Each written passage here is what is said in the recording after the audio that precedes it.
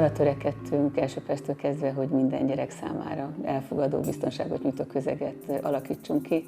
Olyan legyen az iskola, ahova jó hazamenni, ahol jó együtt lenni, jó tanulni, és hogy mi igazodjunk a gyerekek sokszínűségéhez, és a különlegességet értékként tudjuk kezelni.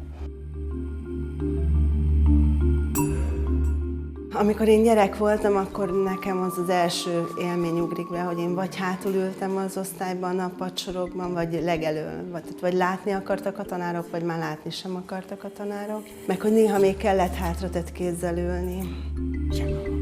Nagy szám volt, sokat beszéltem, és ezt nem szerették a tanárok. Mi meg most éppen azt szeretjük, hogy sokat beszélnek a gyerekek, és elmondják a gondolataikat. Egy átlagos iskolában úgy van ugye, hogy általában csak a tanár beszél, és a gyerekeknek csöndbe kell maradnia.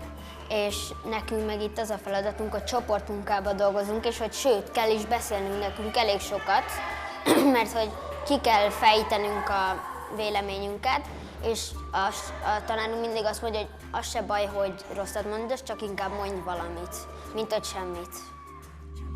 Előtte dolgoztam egy idézőjelben hagyományos iskolában, és ott nagyon sok külső rám kényszerített szerepnek szerettem volna megfelelni, és idegen volt, és nem éreztem magam jól a bőrömben. És itt a Gyermekek Házában éreztem meg azt, hogy én az lehetek, aki vagyok. Az az igazi kihívás itt talán, hogy azt az egyensúlyt tényleg megtalálni, hogy úgy gyógypedagógusként dolgozni, hogy a gyerekeket az osztályon belül tudjuk segíteni. Nekem van egy nagyon jó barátnőm, a Julcsi, ő is mindig segít nekem, és most szerintem viszonoztuk, és neki már elveszett a játéka, és meg tudtuk neki találni. Két tanító dolgozik együtt tantárcsoportos felosztásban, az egyikünk a magyart, a másikunk a matekot vállalja magára, a többi tantárgyat pedig úgy próbáljuk arányosan szétosztani, és a szabadidőt is. Szerintem az sokkal jobb, hogyha van egy másfél órás blokk, esetleg két különfajta óra, és aztán viszont egy hosszabb szünet, mert a hosszabb szünetben sokkal jobban ki tudod magad pihenni. Sok szempontból kiegészült a módszertanunk a 25 év alatt nagyon sok mindennel, de amitől mégis mindig más, az az, hogy kiket tanítunk.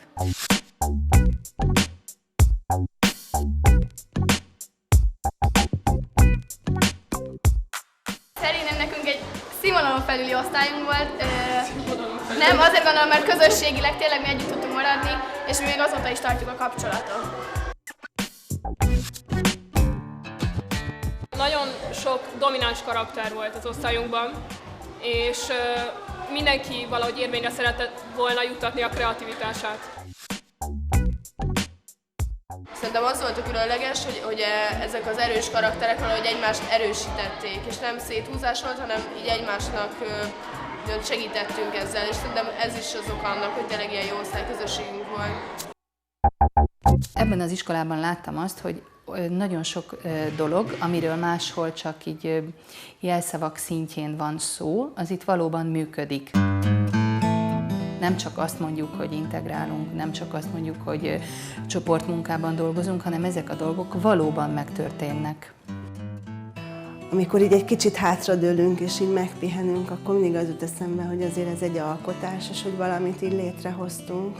És ez nem csak módszerek, meg tanulásszervezés, hanem egyfajta kultúra, ami mindannyiunkat jellemez.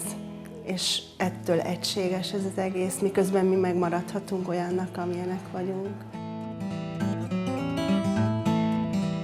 És most így 25 év távlatából visszanézve azt kell mondjam, hogy sok minden változott, és voltak olyan elképzeléseink, amik nem váltak be, öntöttük ki a fürdővízzel a csecsemőt, hogy visszategyük. Egy jó pedagógiai kaland, egy nagy kutatás volt, és a mai napig az a Gyermekek Háza, de egy biztos, hogy azt a célt, hogy minden gyerek egyszerű és megismételhetetlen, és boldogságra született, és szeretnénk, ha jól érezni magát a világban, ezt soha egy percig, a 25 év alatt egy percig sem vesztettük el.